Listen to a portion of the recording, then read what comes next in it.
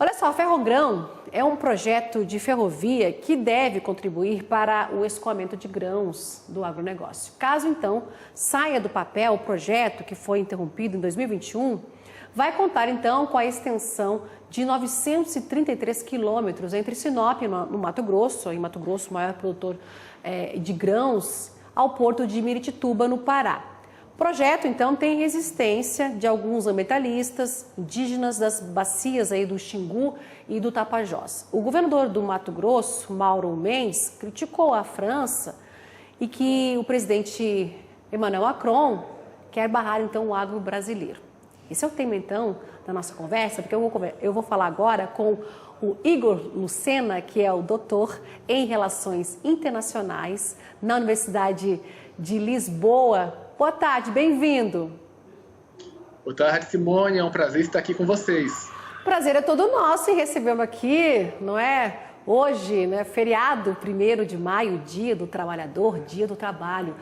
Então vamos lá na nossa pauta, no nosso assunto aqui, no nosso tema de hoje. O governador, então, do Mato Grosso disse que Emmanuel Macron, né, em sua viagem que ocorreu aqui ao Brasil em março, falou mal da Ferrogrão.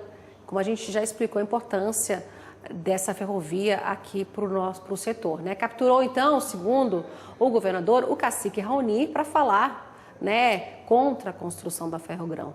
O governador negou que o projeto da ferrovia atravessa, então, reservas indígenas e que estaria por trás do... E eu pergunto para o senhor, o que estaria, então, por trás desse posicionamento de Emmanuel Macron, a França, que já tem colocado areia aí no acordo Mercosul, União Europeia? Fala pra gente. Bom, Simone, as posições do presidente Macron são muito antagônicas em relação ao Brasil. Se por um lado, e eu acho que isso que atrai um pouco essas visitas do presidente Macron ao Brasil, é talvez a tentativa de colocar o Brasil na mesa de negociações dos principais países do mundo, as principais nações industrializadas. As outras nações, principalmente do G7, não abrem portas para o Brasil como a França abre. Porém, ao mesmo tempo que tenta colocar o Brasil em negociações internacionais, ela critica radicalmente o principal setor, o setor mais pujante da economia brasileira, que é o agro. Quando a gente está falando agora da Ferrogrão, a gente está falando de uma rodovia que vai diminuir drasticamente os custos de transporte dos nossos produtos, não só internamente, mas para exportação para os Estados Unidos e principalmente para a União Europeia. Isso significa que produtos brasileiros exportados chegariam a preços mais baratos. E isso vai de encontro a grande parte da base política eleitoral de Macron, que é um dos líderes menos aprovados hoje na Europa, e que defende radicalmente medidas protetivas do agro. Mas é importante dizermos que, ao contrário do que ocorre no Brasil, a França vem diminuindo fortemente sua capacidade agrícola como proporção do PIB. Para você ter uma ideia, o próprio grupo de luxo LVMH, que trabalha com itens de couro, bebidas e relógios, passou em porcentagem de exportação até mesmo queijos e uma parte grande dos vinhos franceses na área de exportação.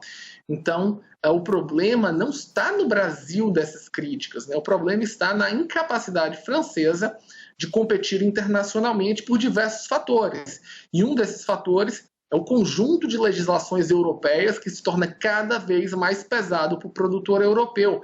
A gente assistiu nas últimas semanas uma grande greve, não só no entorno de Paris, mas também na Bélgica, na Alemanha, por causa disso.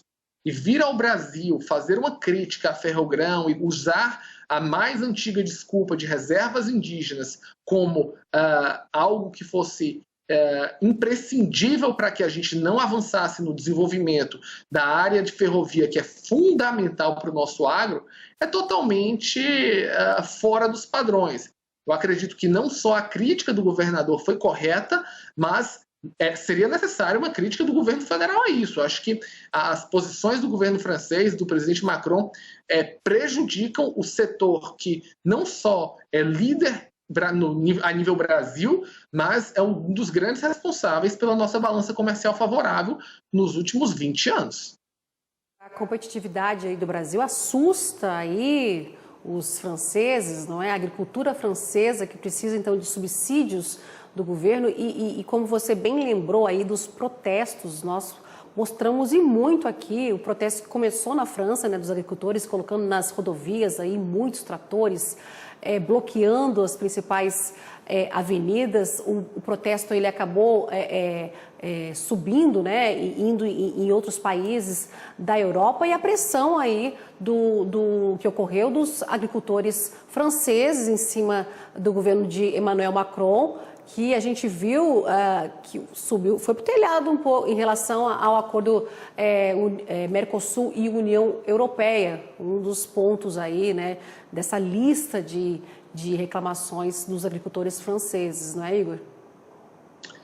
Exatamente, Simone. Eu acho que esse acordo não vai para frente, acho que a gente teve uma boa tentativa no ano passado, mas ocorreram não só esses erros do governo francês do ponto de vista de manutenção de medidas protecionistas, mas o Brasil não apoiou a Alemanha no envio de armamentos para a Ucrânia, o que também colocou talvez o nosso principal apoiador do acordo, os alemães, com reticências ao Brasil. Eu, basicamente, fui um grande estudioso e uma pessoa que lutou muito para que esse acordo se tornasse realidade, mas, infelizmente, eu acho muito difícil ele andar a partir de agora, porque a partir de junho, dia 6 a 9, nós vamos ter as eleições no Parlamento Europeu, aonde grupos mais à direita provavelmente vão dominar o parlamento, e não tem bons olhos com esse acordo. As visões desses grupos mais à direita na Europa são de tentar desregulamentar essas medidas, obviamente, tentando melhorar a competitividade do agro. Nesse ponto, eles têm até uma certa razão.